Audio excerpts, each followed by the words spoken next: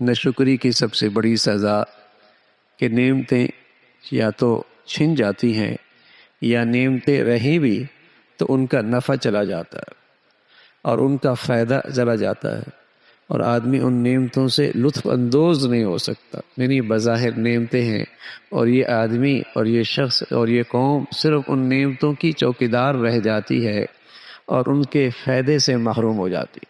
ناشکری کی ایک بڑی سزا ہے، اور اللہ کا وعدہ ہے کہ یہ آدمی شکر گزار ہو اور ایمان ہو تو اللہ اسے کبھی عذاب نہیں دے گا۔ کوئی آدمی ایمان کے ساتھ شکر گزار ہو، اللہ اسے کبھی عذاب نہیں دے گا۔ ما یفعل اللہ بعذابکم ان شکرتم وآمنتم، مجھے کیا پڑی تمہیں عذاب دوں۔ اگر ایمان اور شکر گزاری تمہاری زندگی میں ہے تو اللہ اس قوم کو عذاب نہیں دیتا، اور اس گھرانے کو بھی عذاب نہیں دیتا، اور اس فرد کو بھی عذاب نہیں دیتا جس کی زندگی میں ایمان کے ساتھ شکر گزاری ہو۔ یعنی ایمان کے ساتھ شکر گزاری نعمتوں کی حفاظت کا بہت بڑا ذریعہ ہے، نعمتوں کے محفوظ ہونے کا بہت بڑا ذریعہ ہے، بلکہ اللہ کا وعدہ ہے کہ نعمتوں کے اضافے کا بھی ذریعہ ہے، نعمتوں کے اضافے کا بھی ذریعہ ہے۔ اور یہ عبادت اتنی آسان ہے، آپ بستر پہ لیٹے تو یہ عبادت کر سکتے، آپ سواری پہ بیٹھے یہ عبادت کر سکتے، آپ پاک ہیں یا نہیں آپ یہ عبادت کر سکتے، آپ کسی گھڑی کسی لمحے کہیں ہو آپ اس عبادت کر سکتے۔ دل سے اللہ کا شکر ہو، زبان پہ اللہ کا شکر ہو، اور اللہ کی نعمتوں میں اللہ کو ناراض نہ کیا جائے، سبحان اللہ۔ یہ ایک ایسی زبردست عبادت ہے، اور ایسی عبادت کرنے والا یقین جانی ہمیشہ اندر سے خوش رہتا۔ جس آدمی کو دل و جان سے شکر گزاری نصیب ہو جائے ہمیشہ اندر سے خوش رہتا۔ آدمی اندر سے مایوس کب ہوتا ہے؟ آدمی اندر سے پریشان کب ہوتا ہے؟ جب اس کے ذہن میں یہ بات بیٹھ جائے، مجھے یہ کیوں نہیں ملا، میرے ساتھ ایسا کیوں نہیں ہوا، مجھے تو یہ بھی ملنا چاہیے تھا، اور یہ چیز کیوں چلی گئی۔ یہی چیز اس کی زندگی میں غم لے کے آتی۔ لیکن جب ایک آدمی کے دل میں یہ ہو کہ اللہ نے مجھے تو میرے اوقات سے زیادہ رکھا، میری تو یہ بھی اوقات نہیں تھی، میں بھی ہزاروں لاکھوں انسانوں کی طرح اماں کے پیٹ سے تو ایک طرح ہی آیا تھا، ان کے کپڑے جسم پہ بھی کپڑے نہیں تھے، میرے جسم پہ کپڑے نہیں تھے، اور آج اللہ رب العزت نے لاکھوں کروڑوں سے زیادہ نواز رکھا ہے۔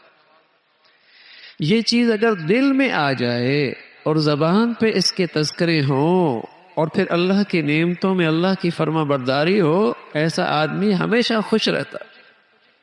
اس کے اندر ایک بہار ہے، بہار ہے۔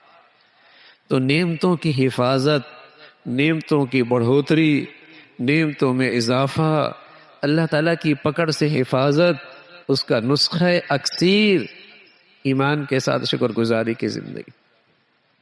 یہ جو اللہ میاں قوموں کے تذکرے فرماتے ہیں محض کہانی کے طور پہ نہیں، سبق کے طور پہ، کہ دیکھو اس قوم کے پاس نعمتیں تو بہت تھیں، شکر گزاری نہیں ہوئی، اللہ کا شکر بجا نہ لایا، تو یہ قوم اللہ کی نظروں سے گر گئی اور اللہ کی پکڑ میں آ گئی، اور اتنی ڈھیر ساری نعمتیں بھی اس کے کام نہ آئی۔ عزت بھی ملی تھی، فضیلت بھی ملی تھی، کیسا تھا؟ آسمان کے نیچے تھے، آسمان سے بادل ان کے لیے سایہ بن جاتا ہے۔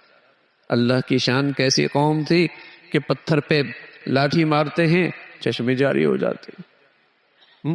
اس قوم کے لیے کہاں کہاں سے نعمتوں کا سلسلہ شروع نہیں ہوا، لیکن نہ شکری کی تو اللہ کی پکڑ۔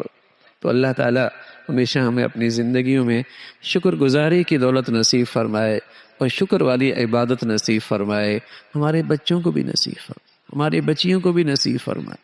آج اولادیں ماں باپ کی نافرمان ہیں اور ان کے دلوں میں ایک شکوہ ہے، ابا نے کیا کیا ہے ہمارے لیے، اماں نے ہمارے ساتھ کیا ہی کیا ہے۔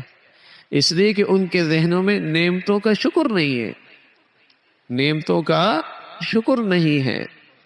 ہر آدمی جب بندوں کی ناشکری کر رہا ہے تو وہ محسن حقیقی کا شکر گزار کیسے ہوگا جو تو غیب میں ہے، جو تو پردے میں ہے، جس کا تعلق ہی ایمان سے ہے۔ تو جو بندوں کا بھی شکر ہو، خالق اور مالک کا بھی شکر ہو، یہ عبادت ہوگی تو زندگیوں میں خوشیاں آئیں گی. تو اپنے بچوں میں بچیوں میں شکر کی عادت کہ اللہ نے کتنا دے رکھا اور لاکھوں کروڑوں سے زیادہ دے رکھا، ان کی طبیعتوں میں شکر گزاری آ جائے. آج شکوے ہیں، آج شکایت ہے، آج ناشکری ہے، اور یہی زندگی کو پریشان کر رکھی ہے اسی چیز نے. اللہ تعالیٰ شکر والی زندگی نصیب فرمائے.